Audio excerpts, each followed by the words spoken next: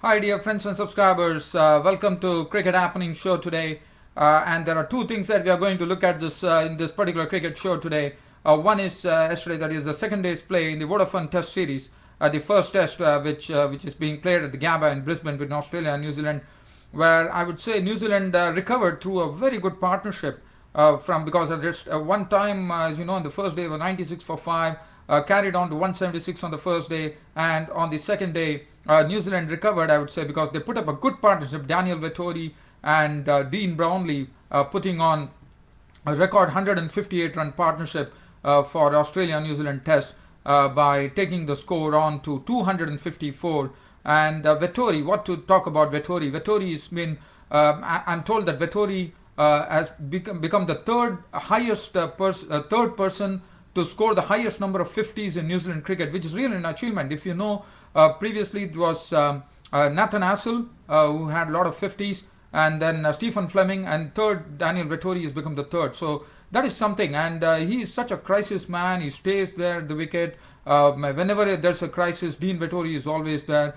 And also good credit for Dean Brownlee, who came in and really stood up, and in fact he was unbeaten on 77 of 173 balls with 8 fours, and this is only his second test, and he showed a lot of poise there, and looks to be a real future player that New Zealand is unveiling for the future, I would say. And Daniel Vettori, well, both of them stayed put there, blunted the pace attack and also played the spinners well. But well, yesterday it was Nathan Lyon, the right arm off spinner, who just ran through the tail there, picking up 4 wickets for 69 runs. And this is something which is a rarity in Australian cricket, that a finger spinner probably after 80 years has put up such a performance. So that speaks about Nathan Lyon, the spinner, who has been growing leaps and bounds after the Sri Lankan tour. 21.5 overs, 1 made and 69 runs and 4 wickets. And New Zealand finished up with 295 all out.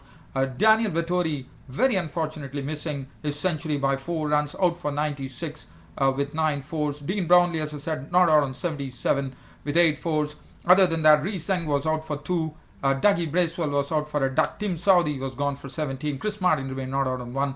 295 all out for New Zealand yesterday. And then the bowling figures: 2 for 57 for Siddle, 1 for 64 Pattinson, Mitchell Starc 2 for 90, 4 for 69 for Nathan Lyon. Well, Australia, when bad light stopped play, which is becoming a feature for the last 2 days here in the Gabba Test in Brisbane, which is unfortunate. In fact, Australia didn't have a good start, and David Warner on his debut was dismissed very early. He got a lifter from Tim Southee, which he actually edged it, and Rhys Seng behind the wickets did the rest, and he was gone for 3 of 3 balls. Not a good debut for David Warner, I'm afraid.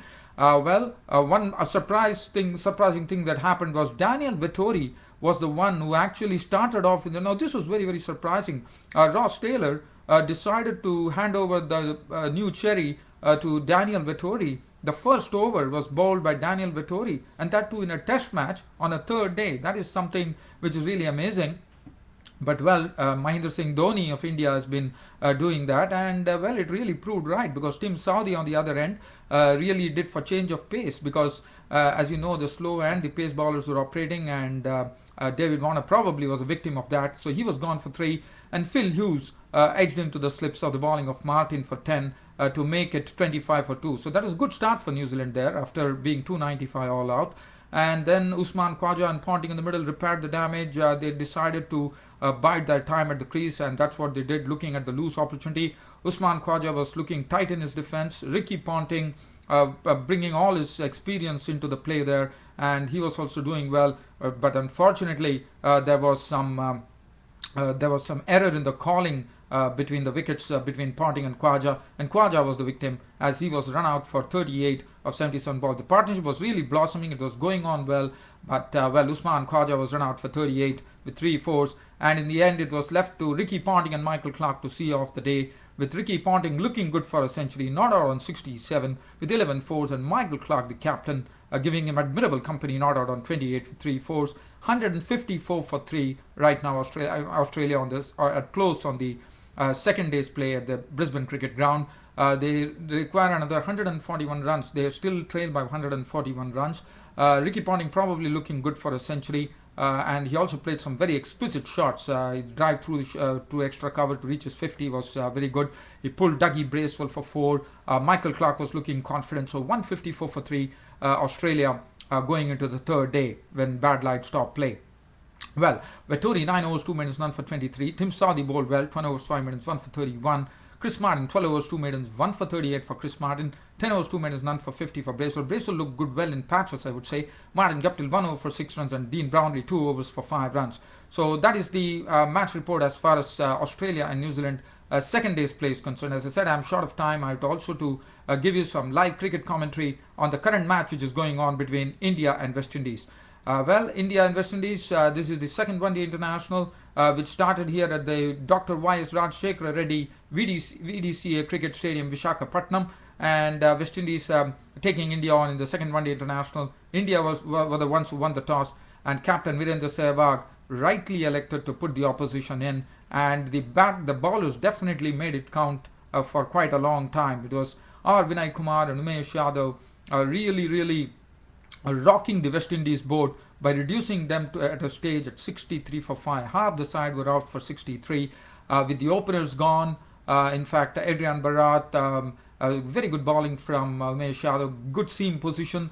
Vinay Kumar was also looking good. He was hitting the deck very well. Ball was moving. There were some cracks in the pitch too, of which Vinay Kumar and Umesh Yadav definitely took advantage. And they reduced the West Indies to such a stage that they were 170 for 9, and they looked like probably getting all out for 200, but was not to be. In the end, the score was 269 for 9 of their 50 overs, thanks to Ravi Rampaul becoming, getting to a record. In fact, holding the record now for being the number 10 batsman to score the highest number of runs. The number 10 batsman, any individual who has scored the highest number of runs as far as coming at number 10, it is going to be held by Ravi Rampaul, who was there not out on 86 of 66 balls, 6 fours and 6 beautiful sixes, and all those sixes that he hits were very good hits. It was hit very fiercely. He was very strong on the onside. He carted Varun Arun for sixes.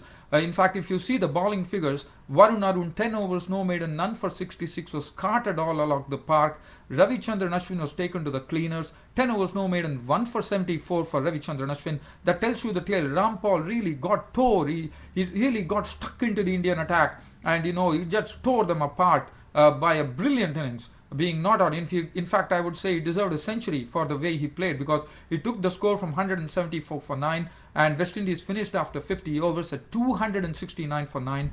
Kemar Roach gave him absolute company by playing very well, not out on 24 of 36 balls with 3 fours, and that enabled the West Indies to recover from a score of 170 for 9 to 269 for 9. A splendid effort according to me, and India would have never even expected that, what would have hit them.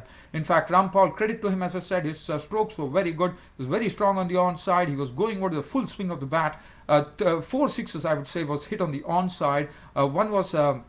One was beautifully carved over third man for a 6, and then he also hit a 6 straight down the ground of Varun Arun to actually complete the innings. So Rampaul take a bow, not out on 86 of 66 balls, 6 fours and 6 sixes. Kemar Roach was not out on 24 of 36 balls with 3 fours.